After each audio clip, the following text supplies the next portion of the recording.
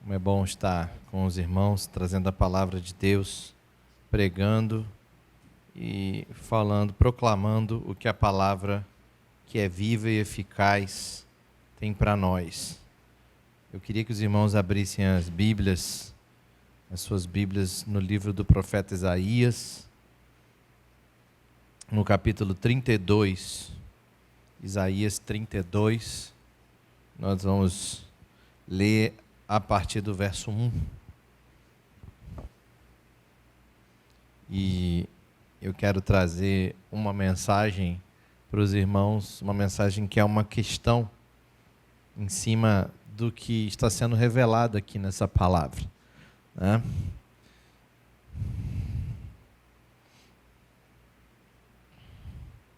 E a questão, que é o tema dessa mensagem, é o que acontece quando eu me envolvo na obra de Deus. O que acontece quando eu me envolvo na obra de Deus? Eu quero tentar extrair aqui desse texto algumas revelações que a palavra traz para nós a respeito daqueles que se envolvem na obra de Deus. Diz assim o texto: vejam, um rei reinará com retidão, e príncipes governarão com justiça. Cada homem será como um esconderijo contra o vento, e um abrigo contra a tempestade, como correntes de água numa terra seca, e como a sombra de uma grande rocha no deserto. Então, os olhos dos que veem não estarão mais fechados, e os ouvidos dos que ouvem escutarão. A mente do precipitado saberá julgar, e a língua gaguejante falará com facilidade e clareza. O tolo já não será chamado nobre, e o homem sem caráter não será tido em autoestima. Que o Senhor aplique essa palavra abençoada aos nossos corações, amém? É certo, queridos, que o Senhor tem uma missão para cada um de nós, um propósito para a nossa vida, né? É certo que a nossa vida, ela tem dois começos. Eu costumo dizer que, na verdade, ela tem três começos. Ela tem o nascimento natural, ela tem o nascimento espiritual e ela tem um momento onde você encontra o seu propósito em Deus, onde você encontra o seu chamado em Deus, né? Você nasce da sua mãe, depois você nasce do Espírito, né? Jesus fala que você tem que nascer da água, que é da mãe, e do Espírito, que é o nascimento de novo. Mas existe um momento na vida cristã onde você entende e encontra o seu chamado em Deus. Por exemplo, o copeiro Neemias nasceu da mãe dele, depois ele foi educado como judeu e ele morou muito tempo no palácio como copeiro do rei, mas aquele não era o propósito de vida dele. Quando ele ouve que Jerusalém está arrasada, ele então encontra o propósito de vida dele e fala: o propósito da minha vida é voltar para lá e reconstruir as muralhas. Aí sim ele tem a vida marcada. Se ele tivesse sido copeiro do rei a vida inteira, a gente não teria um livro escrito Neemias aqui na Bíblia, porque o propósito da vida dele não era aquele. O Senhor Jesus foi filho de um carpinteiro por 30 anos, mas o propósito da vida de Jesus de Nazaré não era ser um carpinteiro. Ele encontrou o propósito da vida dele no momento que o Espírito Santo desce sobre ele no Jordão, e aí sim ele começa o seu ministério. As pessoas dizem: o que ele fez antes daquele tempo? Ele simplesmente trabalhou como carpinteiro, ele era rabino, trabalhava, nada demais. Mas quando o Espírito Santo disse: é agora, então ele encontrou ali o momento de começar. Então nós entendemos que cada um de nós tem uma missão, o propósito vindo para nossas vidas. Todos nós corremos atrás dessa importante resposta, que é: por que eu nasci? Qual é a minha utilidade nesse mundo? Embora existam atribuições que você pode exercer durante a sua vida, existem propósitos maiores para você, né? Alguns têm negócios, outros são empresários, outros são empregados, outros são aposentados, outros são empreendedores, mas cada um tem um propósito maior para você. E o Senhor está falando aqui através do profeta Isaías e declarando nessa bela mensagem que haveria um momento, haveria uma época na história da humanidade que haveria uma grande mudança, e essa mudança seria percebida por um governo, por um reinado de um rei que viria. E esse rei, quando viesse, ele não estaria sozinho. Ele seria um rei, mas ele teria príncipes junto com ele. E aí nós entendemos pela revelação do Novo Testamento que o nosso Senhor Jesus, ele é esse rei indicado aqui. E que os príncipes que governam com esse rei são os discípulos que ele deixou, os apóstolos e depois os discípulos e a própria igreja do Senhor Jesus, né? Então, nós vamos entender que haverá essa mudança radical quando esse reino se estabelece na terra. O Senhor Jesus, ele vai embora e deixa uma missão muito clara para a igreja, estabelecer o reino de Deus na terra, né? Muito tempo a gente passou achando que a gente tinha que mandar pessoas para o céu, quando Jesus ensinou para a gente na oração do Pai Nosso, é que a gente tem que trazer o céu para onde a gente está. Então a lógica é diferente. Você traz o céu para onde a gente está, quando você chegar no céu você já está acostumado. Então, assim, é outra lógica de Jesus. Então ele ensina na oração do Pai Nosso: venha o teu reino e seja feita a sua vontade, aqui na terra, como ela é no céu. Então é totalmente diferente do modo que aquele modo mais apocalíptico que existia antigamente, né? Se você não aceitar Jesus hoje, você vai para o inferno, então amanhã o mundo vai acabar, o senhor Gorbachev vai apertar o botão vermelho, né? Então as pessoas achavam que tudo ia acabar de uma hora para outra, né? Então já passamos por tantas crises, né? Tantos medos do mundo acabar, quando na verdade o Senhor é que tem o rumo da história, e Ele proclamou para nós, e Ele colocou os profetas e a Bíblia para falar para a gente que algumas coisas deveriam acontecer antes desse último dia, esse grande terrível dia do Senhor, né? Então esse deve ser o nosso pedido diariamente, que o reino de Deus venha, que a vontade de Deus seja realizada aqui na terra como no céu. E muitos fazem, o alvo de seus ministérios, né, exatamente isso: colocar o reino dos céus à mostra, colocar o reino dos céus como um modelo, para as pessoas verem como realmente é a vida ao lado de Jesus, né? Já não resta dúvida aqui, que a palavra de Deus se cumprirá e que a oração de Jesus será atendida pelo Pai. Disso eu sei. O Senhor Jesus fez essa oração que a gente chama de oração do Pai Nosso, que eu prefiro dizer que é a oração apostólica. Ele faz essa oração e eu tenho certeza que o Pai ouviu essa oração. E essa oração será cumprida em nome de Jesus, porque Ele que fez essa oração. O verso 2 do nosso texto diz assim: cada homem servirá. Cada homem será como um esconderijo. Cada homem será como um abrigo. Cada homem será como corrente de água, como sombra. Cada homem significa que todos estão envolvidos. Ninguém no reino de Deus fica sem função. Ninguém no reino de Deus fica no banco de reserva. Ninguém no reino de Deus é dispensável. Todos são indispensáveis. Por quê? O Senhor Jesus ensinou a gente em Mateus 25 que o nosso rei, ele partiu de viagem e agora nesse momento ele está de viagem. Só que antes de sair de viagem ele deu talentos aos seus servos. Então, se você é um servo do Senhor Jesus, você pode procurar aí no seu bolso que você tem talento aí. Você tem, alguns vão ter 5, outros vão ter 2, outros vão ter 1, mas todos têm talentos. Todos têm talentos conforme a sua capacidade. Então, todos estão dentro da mesma perspectiva de reino. De fato, a carta aos Romanos, capítulo 12, ele diz o quê? No verso 6, temos diferentes dons de acordo com a graça que nos foi dada. Ou seja, cada um recebe uma medida de graça, uma medida de favor de Deus, e recebe os dons. Ou seja, todos estão envolvidos na implementação desse reino. Todos estão envolvidos na implementação do Evangelho. Não é simplesmente, Jesus não quis dizer, quando ele falou, o Evangelho será pregado em todo o reino, toda parte, então virá o fim. Ele não quis dizer simplesmente que todos ficariam informados de que ele existe, e todos ficariam informados de que a igreja existe, e de que Jesus morreu na cruz um dia, e está todo mundo a par, então posso voltar. Não, não foi isso que Jesus quis dizer.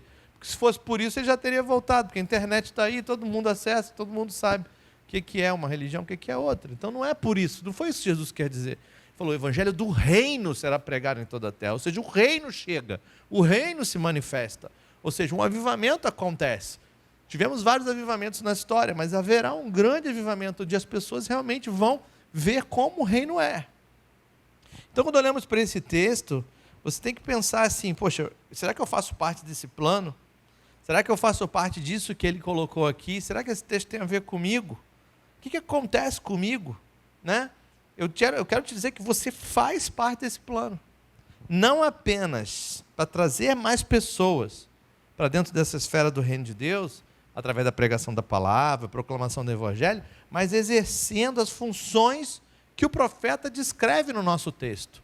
E ele vai dizer, quem serve ao Senhor, quem se envolve nessa obra, ele vai exercer funções, e ele vai ter papéis primordiais dentro da obra do reino de Deus. Que papéis são esses? Estão aqui no nosso texto. Em primeiro lugar, o que acontece quando você se envolve na obra? Quando a gente olha para esse texto, quem se envolve na obra de Deus se torna um refúgio para o desesperado. Quem se envolve na obra de Deus se torna um refúgio para o desesperado. Aquelas pessoas que são muito reservadas, que não gostam de se envolver com ninguém, geralmente quando chega na igreja, o Espírito Santo logo muda ele, porque não tem jeito. Alguém vai buscar refúgio e às vezes vai ser em você que ele vai buscar. Alguém vai buscar uma ajuda e às vezes vai ser em você que ele vai querer. E você será, o texto está muito claro aqui. O texto vai dizer assim: cada homem será como um esconderijo contra o vento e um abrigo contra a tempestade. Cada homem será como um esconderijo. O profeta diz com certeza e declara que você será nesse reino de retidão, de justiça e retidão, ele declara que você será um esconderijo contra o vento. Uma das piores sensações que existe é você estar num lugar que já está frio e ainda está ventando. Porque o frio, ele já é ruim. Com o vento, a sensação térmica vai lá embaixo. Ou seja, se está fazendo 15 graus, um vento de 20 km por hora, você vai sentir o quê? 10 graus. Né? E quanto mais frio, pior. Se esse vento dobrar, se for para 40 km por hora, dos 15 vai para menos 5. Você sente um frio terrível. Ele vai dizer assim: quem está nesse reino de justiça e retidão, vai servir como um esconderijo contra o vento. Esse lugar geralmente é seguro bastante para você se aquecer, para você não sucumbir à força do vento. Então, pensa comigo, estar fora de casa numa tempestade, né, é uma sensação terrível também. Não sei quantos de vocês já ficaram presos em tempestades. No Rio de Janeiro não é muito difícil isso acontecer. Né? Eu já perdi um carro numa tempestade. A tempestade levou meu carro. Eu tinha um Sara Picasso preto e foi embora. E aí eu fui achar ele na outra rua, lá na Tijuca, com o motor batido já. Não tinha jeito, deu caos. Né? Mas você tem um dinheiro com aquele carro. É horrível, você fica pensando, e agora, o que eu faço?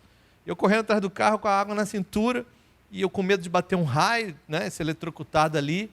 É horrível ficar no meio da tempestade, fora de casa. Você não sabe o que pode acontecer. Uma inundação, cair dentro de um buraco, um relâmpago, né? Uma árvore cair, um escorregão. Pode acontecer de tudo. Assim são as pessoas nesse mundo. As pessoas nesse mundo estão andando numa corda bamba e eles não sabem que estão. Eles estão andando no fio da navalha, eles não sabem que estão. Eles não sabem qual a desgraça vai acontecer, mas eles estão perdidos, cegos. As pessoas desse mundo são suscetíveis a todo tipo de problema. Assim como nós, eles passam por dificuldade. Mas diante da ventania, da vida, das tempestades, nós temos a solução, eles não. Nós temos esse abrigo. Aliás, a palavra está dizendo mais forte do que isso. Você se torna um abrigo. Você se torna alguém que a pessoa vai correr atrás de você. Né? Você, às vezes, não sei quem aqui é o único crente da família ou dos parentes todos, mas quando um problema acontece, é no crente que eles vão. É para o crente que ele liga para pedir oração.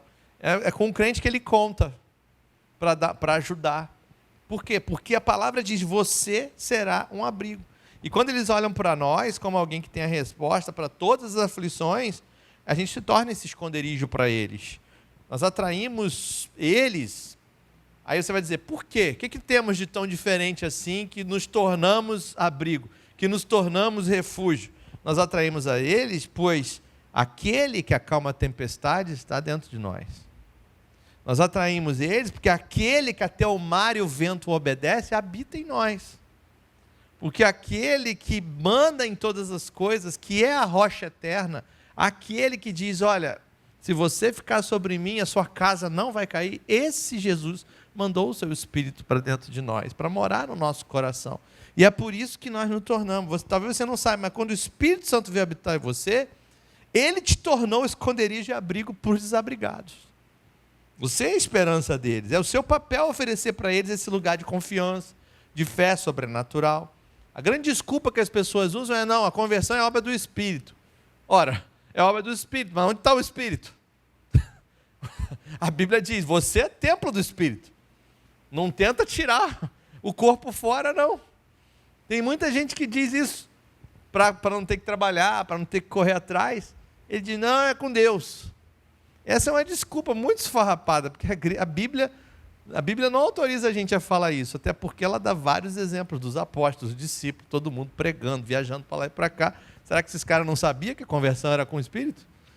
Então eles trabalham, os missionários trabalham, os avivalistas trabalhavam, nós também temos que trabalhar.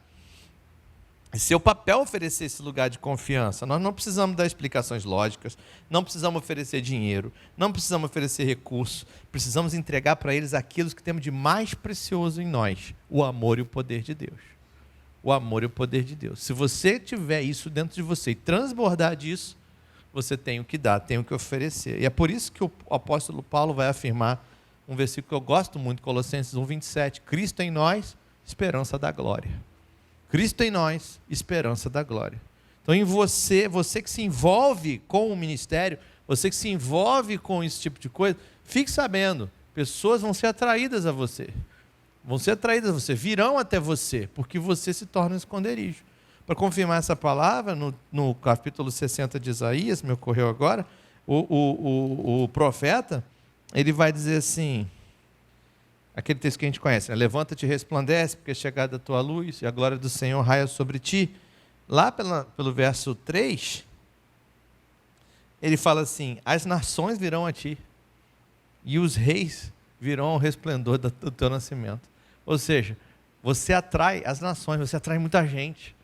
As pessoas correm para você, porque você se torna abrigo para essas pessoas. No meio de uma tempestade, no meio de uma tormenta, não existe ninguém em sã consciência que não busque um abrigo. Não existe ninguém em sã consciência que não busque uma ajuda. Às vezes a gente se menospreza. O nosso papel é um papel glorioso. A Bíblia diz que Deus nos conduz em triunfo, de glória em glória, ou seja, a gente se menospreza, a gente diz, será que ele quer ouvir de Jesus? Será que ele quer ouvir da esperança do Evangelho? Será que ele não vai ficar ofendido por eu falar isso com ele? Quando, na verdade, do lado de lá, ele está assim, poxa, aquele crente lá bem que podia vir aqui falar comigo, porque eu estou precisando de um abrigo, estou precisando de um refúgio, eu estou desesperado, eu preciso disso. E adivinha quem são essas pessoas? São vocês. Somos nós. Mas em segundo lugar, o que o texto nos diz? Quem se envolve na obra de Deus é vida na sequidão e sombra no deserto.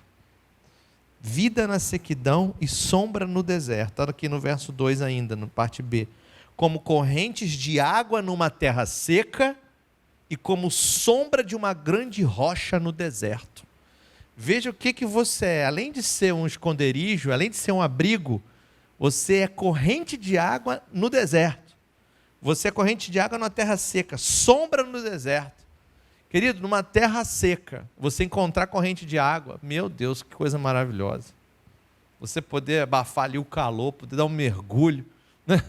Você está ali naquele calor escaldante. Não sei se você já andou no deserto ou numa terra muito árida, mas quando você encontra uma pedra, uma rocha grande, e ela faz uma sombra, a diferença de temperatura é absurda. Quando você entra na sombra, você fala, ai, que alívio maravilhoso. Veja que Deus está falando algo muito forte. O que o Senhor afirma aqui é algo impressionante. Em uma terra seca, em um deserto espiritual, no lugar mais terrível que você entrar, no ambiente mais terrível, pode ser a sua família, pode ser o seu trabalho, pode ser o seu bairro, pode ser uma circunstância, mas no lugar mais terrível em que as pessoas sofrem, mesmo com recursos, tem gente que tem recurso, mas sofre, tem vezes que mora num lugar bacana, mas sofre, você com os olhos espirituais enxerga o deserto ali, você fala, esse lugar é deserto, esse lugar não tem nada, não tem vida. Eu já conheci pessoas assim com muito dinheiro, já reuni com empresários aqui na igreja, mesmo antes de ser da Atitude, meu pai sempre foi pastor, então às vezes o empresário visitava a igreja, e você via no semblante do cara, já viu esses caras assim? Quando o cara chega, está vazio, é uma casca, é um negócio, o cara chega e fala, boa noite, tudo bem? Aí você olha para ele, vamos comer uma pizza. Já viu uns caras assim? O cara é todo artificial. Aí o cara senta com você, não, essa pizza é muito boa. Aí você olha assim, aí você procura assim, sabe, um pouquinho de vida nele, não tem nada. Não tem nada, se der um peteleco, quebra, cai no chão. Aí o pastor, eu lembro meu pai conversando com esses caras, lá em Nova Iguaçu, Aí o pastor começa a entrar em assuntos espirituais, o cara vai ficando trêmulo. O cara vai entrando, não, isso aí, como é que é isso? E ele vai falando, Jesus te ama, e Jesus quer salvar você, Jesus quer te dar esperança, quer te dar paz. É quando fala da paz, o cara, tem isso? Isso existe mesmo? Sabe, querido, as pessoas, elas vivem em desertos espirituais. E a palavra de Deus está revelando para você que você é torrente de água num lugar seco. Chegou o caminhão-pipa, é você. Chegou a água. Sabe, queridos, eu não sei se você já teve a oportunidade de ir num funeral de alguém que não é evangélico. Eu já tive, lá em Caxias, graças a Deus, ninguém na igreja faleceu durante o meu ministério lá. Ninguém. Foram 3 anos e todos os irmãos ficaram vivos. Mas parentes deles faleceram. E às vezes era o parente, assim, 3º grau, e a pessoa queria que você fosse. Então eu ia. E às vezes chegava num lugar, irmãos, pensa um deserto espiritual. Pensa um deserto espiritual. Aquela coisa assim, aquele ajuntamento de pessoas em torno do caixão. E eu falei, meu Deus, o que eu falar aqui é água. O que eu falar aqui é água. Se eu ler a genealogia de Caim aqui, é água. Gênesis 8. 8 não, Gênesis, deixa eu ver, 4, 5.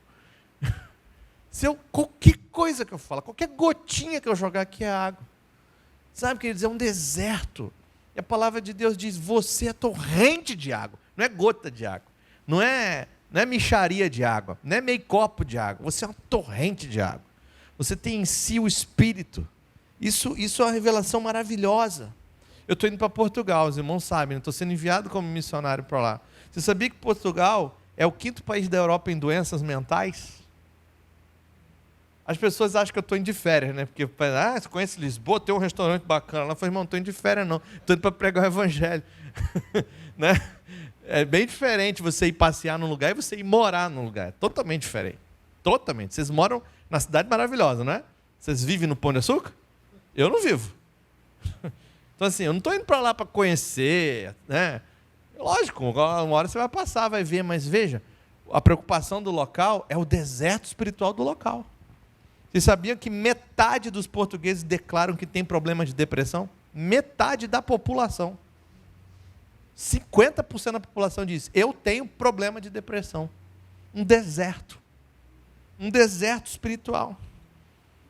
E quando fala de criança e adolescente, é muito maior a percentagem. Não é 50% só não. Aqui na Barra da Tijuca, quantos condomínios são desertos, secos? Quantos hospitais são desertos, secos? Quantas famílias da sua parentela mesmo? Sabe? Aquele cunhado, aquele irmão que se afastou, o deserto está instalado, secou, acabou a água. O Senhor declara nessa noite para você, você é uma corrente de água. Você é sombra contra esse sol abrasador dessas pessoas. É você. Você tem vida em você. O Senhor Jesus declarou um texto que nós conhecemos muito, João 7,38. Quem crer em mim, como diz a Escritura. Olha como é que Jesus conhecia a Escritura, né? Acabamos de ler a Escritura. Ele vai citar a Escritura agora. Isaías 32. Quem crê em mim, como diz a Escritura, do seu interior fluirão rios de água viva. Jesus está citando o texto de Isaías. Você é torrente no deserto. Você tem água em você. Jesus agora reinterpreta e diz, olha, quem crer em mim, do seu interior fluirão rios de água viva. E o apóstolo João, para não deixar dúvida, nos explica, para ficar claro, no verso seguinte ele diz, ele estava se referindo ao Espírito. Então o apóstolo João quebrou nosso galho e falou, ele estava se referindo ao Espírito, que mais tarde receberiam os que nele crescem. Você crê em Jesus Cristo? Você tem no seu interior rios de água viva. Você crê em Jesus Cristo? Você tem no seu interior o Espírito, rios de água viva. Agora uma coisa é ter o Espírito, outra coisa é viver a manifestação do Espírito. Uma coisa é ter o Espírito, outra coisa é transbordar desse Espírito. Uma coisa é ter o Espírito, outra coisa é pagar o preço para manifestar o poder do Espírito. Quando se entende que o Senhor Jesus foi para o deserto cheio do Espírito Santo e depois de ser tentado saiu do deserto no poder do Espírito Santo. É totalmente diferente. Existe um preço a ser pago, mas é uma realidade espiritual. Você tem água viva dentro de você. E essa presença do Espírito Santo em você, essa presença da corrente de água numa terra seca, essa presença como rios de água viva, vocês têm o que essas pessoas precisam. Vocês não precisam fazer curso, não precisam fazer coaching, não precisam fazer 7 passos para ganhar alguém para Jesus. Não, você já tem dentro de você. Uma palavra sua, guiada pelo Espírito Santo, e a pessoa recebe a Cristo. Ela cai em convicção do pecado dela, ela se arrepende, ela entra em fé, ela nasce de novo. Por quê? Porque você jogou água na terra seca. Você jogou água na terra seca. O que é a água, pastor? É a presença do Espírito. A palavra de Deus também compara a água, o lavar da água pela palavra, que é a própria espada do Espírito, que é a própria palavra. Então ele fala, você também pode lavar com a palavra. Você não sabe falar nada, mas você sabe falar um versículo. Não tem jeito para mim, tem sim. Sabe por quê? Porque a Bíblia falou que o Senhor é meu pastor, e nada me faltará. Porque a Bíblia disse, eu sou o caminho, a verdade e a vida. Tem jeito para você sim.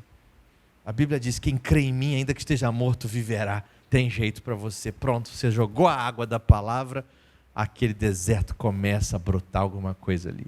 Talvez aquela semente esteja lá embaixo, mortinha, mas você jogou a água, ela vai brotar. A Bíblia garante no próprio livro de Isaías, a minha palavra não voltará para mim vazia, porque você jogou a palavra, lançou a água.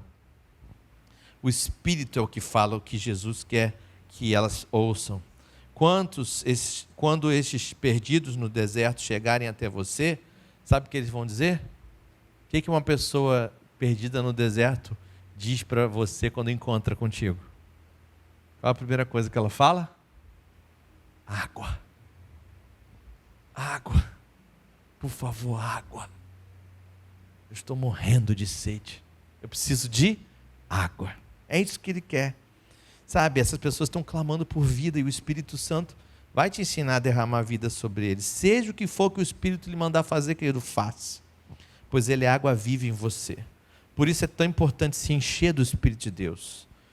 O apóstolo Paulo vai dizer, escrevendo aos Efésios, mas enchei-vos, deixem-se encher pelo Espírito.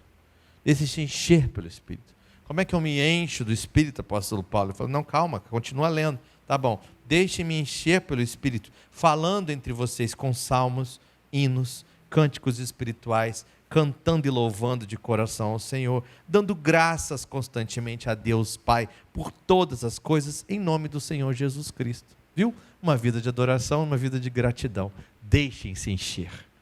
Está dizendo, não coloquem empecilhos para esse enchimento.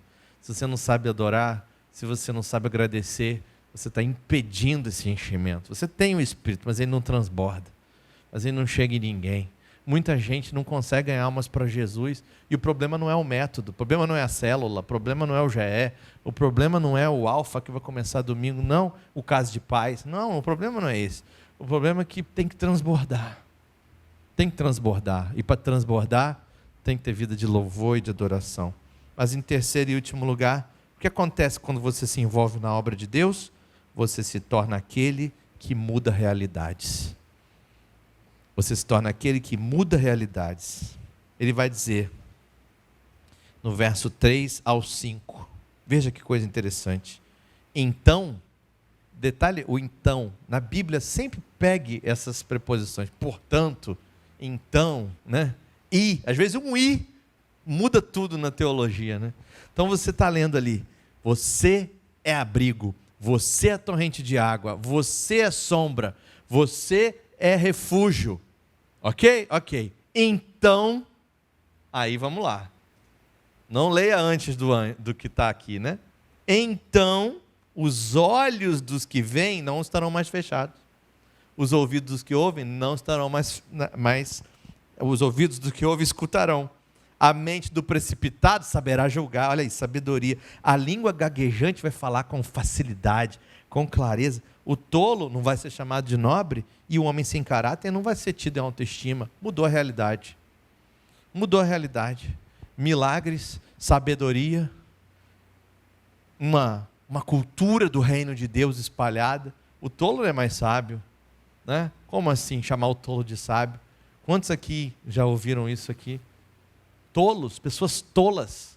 Ministros do Supremo Tribunal Federal chamam tolos para conversar com eles, para fazer live. É exatamente o contrário do que Isaías está falando aqui.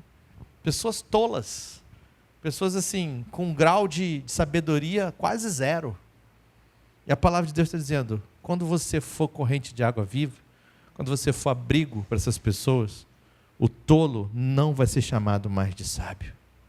Não vai ser chamado. Não adianta revoltar, não adianta falar no Twitter, no Facebook. Não é essa a saída. Não adianta fazer vídeo resposta, não adianta. Não é assim. Não é aqui, é aqui. A palavra está dizendo, quando o reino se espalha, o reino das trevas vai embora. Quem vê não estará mais com o olho fechado. A arrogância daqueles que se dizem sábios sem sabedoria acabará. Quem ouve, agora vai escutar. Ele já ouve, mas agora ele vai escutar. A soberba daqueles que dizem ouvir a voz de Deus, terem algum tipo de espiritualidade, vai ser derrotada quando eles ouvirem a verdadeira voz de Jesus. A verdadeira voz. Quem é precipitado vai saber julgar. Justiça e retidão vai ser normal sobre a terra. Como as pessoas clamam por justiça, como a gente clama por retidão.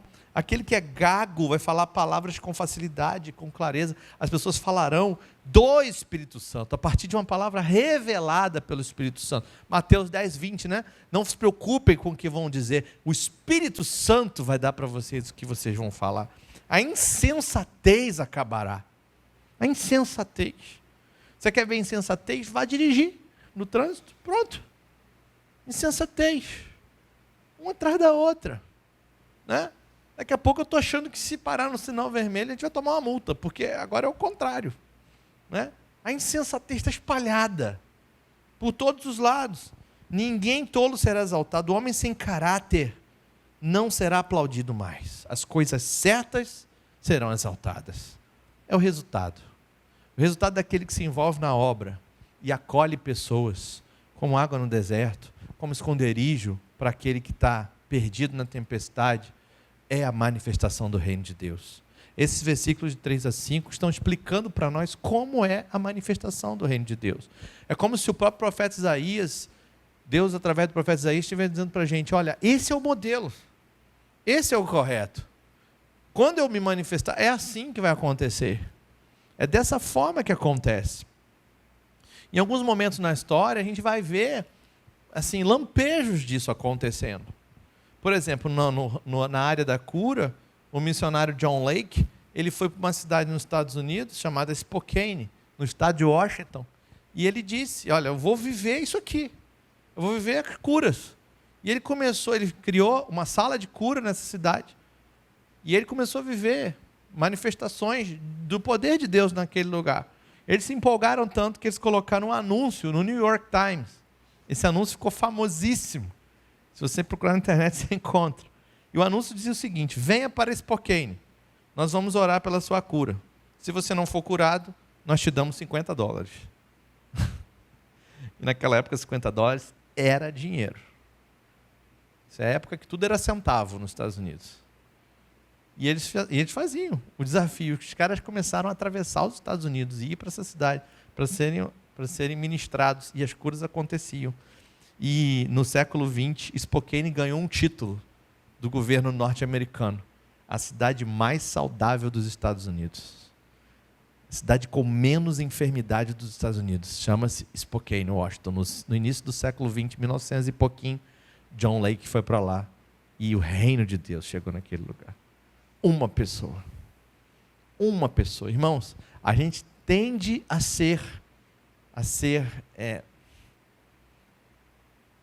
a palavra em inglês está na minha cabeça, mas em português, misleading, assim, mal orientado quando a gente vê poucas pessoas. As histórias dos avivamentos nunca começam com muitas pessoas. Nunca. Não começa com muita gente. Na verdade, elas, na maioria das vezes, começam com uma pessoa.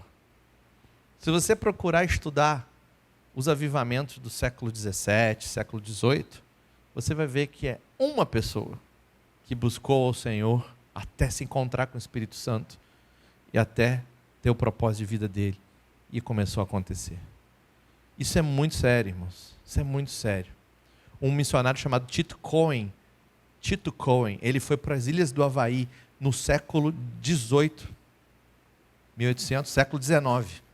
No século XIX, século XIX no Havaí não tinha nada. Só tinha a população lá nativa e alguns americanos estavam chegando lá. Esse homem chegou no Havaí para falar de Jesus. Diz que numa só reunião, ele batizou 1.700 pessoas. Uma só reunião. Porque decidiu obedecer e buscar o Senhor. Em um ano, ele tinha batizado 12.000 pessoas nas Ilhas do Havaí, levando a palavra do Senhor Jesus. Um homem. Charles Finney, o missionário mais famoso dos Estados Unidos, né? Ele, na verdade, nem é dos Estados Unidos, é do Canadá, mas é bem na divisa, então ele foi para os Estados Unidos.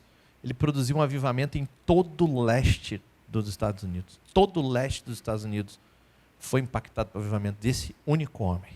Um homem. Que em alguns momentos, ao pregar, o Espírito Santo descia e as pessoas clamavam tanto por misericórdia e por perdão. A convicção de pecado era tão forte que ele não conseguia continuar pregando, tinha que parar, porque as pessoas gritavam tão alto, e ele não conseguia, não se fazia ouvir. Então ele parava e ficava por meia hora, 40 minutos, e as pessoas chorando, clamando por misericórdia. Tamanho impacto do Espírito Santo. O poder do Espírito Santo se manifesta na vida de uma pessoa, e uma fagulha põe fogo na floresta inteira. Quem sabe essa pessoa é você? Quem sabe esse amor por almas perdidas?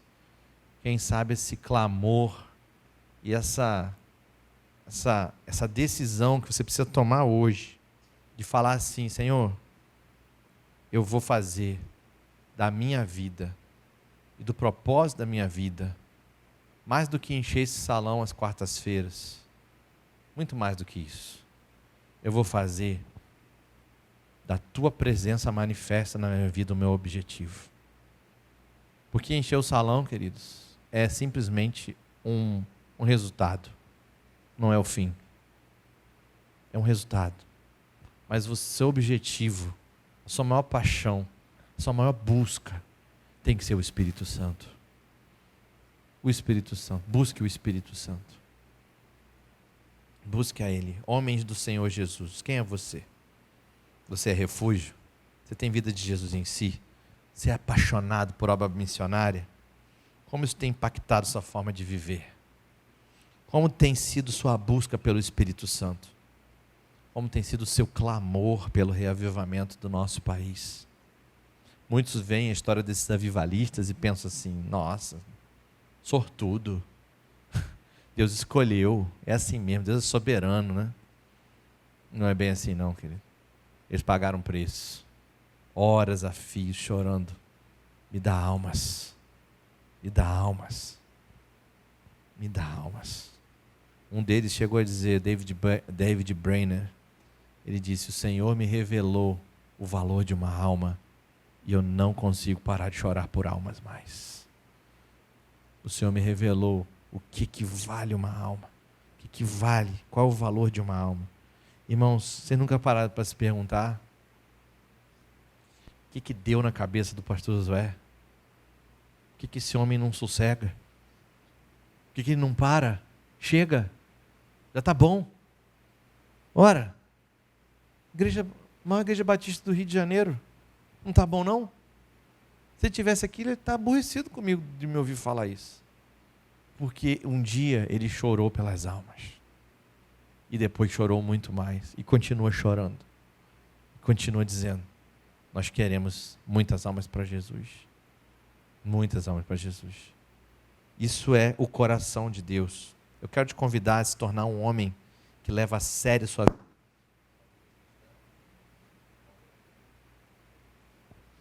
Alô? Eu quero te convidar a se tornar um homem que leva a sério a sua vida cristã. A sua postura muda a sua casa. A sua postura muda a sua família. Eu me casei, saí de casa, vim morar no Rio de Janeiro. Compramos nosso apartamento, tive nossa primeira filha, eu e minha esposa, trabalhando na Petrobras, ganhando bem, participação no lucro fim do ano, fazendo viagem, carro zero. Só tinha um problema, a gente abandonou a igreja. E eu e a minha esposa não íamos mais à igreja. E a gente sempre lembrava isso, lá pelo meio da semana, um dizia para o outro assim, nós temos que ir numa igreja. Você é filho de pastor, nossa filha está crescendo, ela não sabe um cântico da igreja, ela não sabe um versículo. E passava, chegava no domingo, eu ficava assim, deixa eu ver se ela vai falar alguma coisa. Se ela não falar nada, eu adoro Fórmula 1, vou assistir uma corrida. Mas tem um jogo do Flamengo, vou assistir o jogo. Mas de noite eu quero ver a resenha. Tem NBA. E um dia eu caí em mim, eu falei, quer saber de uma coisa? Essas coisas nunca vão parar. Elas sempre vão estar lá no domingo, para competir com a igreja. Eu é que vou ter que tomar uma decisão. E se eu ficar esperando a minha esposa fazer alguma coisa, ela está esperando eu fazer alguma coisa, porque o chefe da casa sou eu. E um dia eu cheguei no domingo e falei, esposa, nós vamos à igreja hoje. Que horas? Falei, o culto é às 18 horas. Às 17 horas minha esposa estava pronta e a minha filha estava pronta. Por quê? Porque o homem falou, nós vamos à casa de Deus. Nós vamos à casa de Deus. E ela não discutiu. Ela se arrumou, aprontou a Beatriz e nós fomos. A partir daquele dia nossa vida mudou. Porque eu decidi como homem tomar a rédea da casa espiritual. Falei, na minha casa nós vamos à casa de Deus. Não tem brincadeira. Nós não vamos brincar com isso.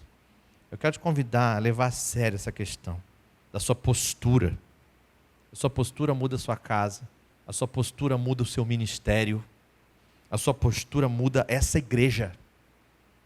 A sua postura muda a vida de milhares. Homem de joelho clamando por mais de Deus na sua vida, querido. Para ter o que oferecer para os perdidos. Essa é a minha oração por vocês. Que você passe a acordar mais cedo.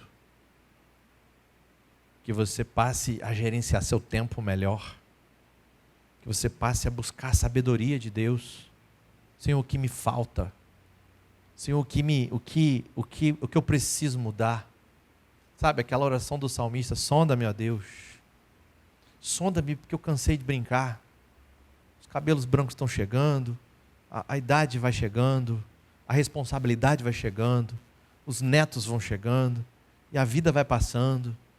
E você pensa, está na hora, está na minha hora de Neemias, sabe? Está na minha hora do estalo, está na minha hora do meu propósito, está na minha hora de eu saber o que eu vou fazer, do que Deus quer para mim. E Deus tem para cada um propósito de vida. Mas tem horas na sua vida que você precisa tomar decisões simples. Eu vou acordar mais cedo. Eu vou buscar o meu Deus. Eu vou ler a Bíblia toda. Eu vou ler um livro. Eu vou meditar na palavra. Eu não sei, querido. Cada um tem uma realidade. Na minha casa, eu tenho as minhas coisas, tenho o nosso jeito, tenho as nossas deficiências. Mas eu tenho que tomar decisões. Muda tudo. Muda o ambiente, muda a atmosfera. Muda a casa. Um homem que acorda mais cedo para cobrir a sua casa de oração. Eu lá em casa acordo às 5, aí eu vou de 5 às 6. Aí eu oro ao Senhor. Aí às 6, eu não volto a dormir não. Às 6 eu vou lá para a cozinha, eu lavo a louça para minha esposa. Quando ela acorda, a pia está limpa. Ela não sei que ela fica mais feliz, se é com a oração ou só com a pia. Mas ela fala, meu Deus. Aí o café eu já passo. E aí eu estou criando uma atmosfera. Quando meus filhos ficarem mais velhos, eles vão falar assim, lembra de papai? Porque ele acordava cedo e a gente já acordava com o cheiro do café. Mas isso não acontece por acidente. Isso acontece porque eu tomei a decisão de fazer. E o meu pai fazia porque ele tomou a decisão de fazer. E porque eles acordavam cedo também. Com rádio relógio na época. Eu lembro direitinho do barulhinho da rádio relógio. 6 horas, 0 segundo, 0 minuto. Eu acordava com aquele barulhinho mas o cheirinho do café estava lá. Só que eu, na minha imaturidade, achava que o café aparecia por mágica, mas ele aparecia era por amor, porque já estava pronto. Sabe, querido, está na hora dos homens assumirem o comando da casa, comando da sua vida espiritual, comando da sua vida cristã. Onde está a tua fome? Onde está a tua sede? Aonde você quer crescer? Qual área da sua vida você precisa? Talvez você precise de arrependimento profundo. Talvez seja uma área da sua vida que você precisa consertar com Deus. Eu quero te desafiar, pedir licença ao Rafa. Eu quero te desafiar a ler o livro de Joel. Leia o livro de Joel. Capítulo 1 ele é meio sangrento, assim, porque ele fala dos julgamentos de Deus. Mas no capítulo 2, ele vai falar do derramamento do Espírito. Mas antes do derramamento do Espírito, Deus convoca eles a um jejum, a uma assembleia solene, a um clamor, a um choro, a um arrependimento. Antes do derramar, tem um sacrifício que a gente tem que fazer. Antes do derramar, tem um acordo que eu tenho que fazer. E se eu fosse vocês, eu me unia em volta disso. Eu fazia isso como um grupo. Um comanda o outro, um instiga o outro. E aí, como é que tá? E aí, tá acordando cedo? E aí, seu jejum? Olha o jejum, hein? E aí? Pastor José chamou um jejum no domingo. Quantos lembram? Pastor José chamou um jejum no domingo. Automaticamente eu mandei pro meu grupo lá de Portugal. Falei, ó, vai fazer jejum um dia na semana. Vamos buscar o Senhor. Só que Deus falou comigo muito forte em Joel 2. E Ele falou, olha, precisamos buscar arrependimento, precisamos buscar a face do Senhor, precisamos buscar. Joel fica aqui depois do livro de Oséias. Eu vou ler para os irmãos para a gente terminar. Joel 2,12. Ainda assim, agora mesmo diz o Senhor, convertei-vos a mim de todo o vosso coração, e isso com jejum, com choro e com pranto. Rasgai o vosso coração e não as vossas vestes. Convertei-vos ao Senhor vosso Deus, porque Ele é misericordioso, compassivo, tardio em irar-se, e grande benignidade de se arrepende do mal. Quem sabe se não se voltará, se arrependerá e deixará após si uma bênção, uma oferta de manjares e libação para o Senhor vosso Deus. Tocai a trombeta em Sião, promulgai um santo jejum, proclamai uma assembleia solene, congregai o povo, santificai a congregação, ajuntai os anciãos, reuni os filhos, os que mamam, saia o noivo e a noiva da sua recâmara, do seu aposento, chorem os sacerdotes, ministros do Senhor, entre o pórtico e o altar, e orem assim, poupa o teu povo, Senhor, não entregues a tua herança ao opróbrio, para que as nações façam escárnio dele, porque hão de dizer entre os povos, onde está o seu Deus? E depois de toda essa exortação, começam as promessas. Primeiro vem o preço, depois vem as promessas. E as promessas vocês conhecem. Então o Senhor se mostrou zeloso da sua terra, compadeceu-se do seu povo, e eis que lhe disse, eis que vos envio o cereal, o vinho, o óleo, deles sereis fartos, não vos entregarei mais ao opróbrio entre as nações. Lá no verso 23, tem um verso muito conhecido por causa da música, né? Alegrai-vos, filhos de Sião, regozijai-vos no Senhor, pois Ele vos dará em justa medida a chuva, Ele fará descer como outrora, a chuva temporânea serôdia, as eiras se encherão de trigo, os lagares transbordarão de vinho e óleo. No verso 26, sabereis que eu estou no meio de Israel, e que eu sou o Senhor vosso Deus, e não há outro, o meu povo jamais será envergonhado. E acontecerá, derramarei o meu espírito sobre toda a carne. Aí sim, antes do derramar, antes do avivamento, tem um ensino muito forte aqui, muito forte. Que Deus aplique essa palavra ao seu coração,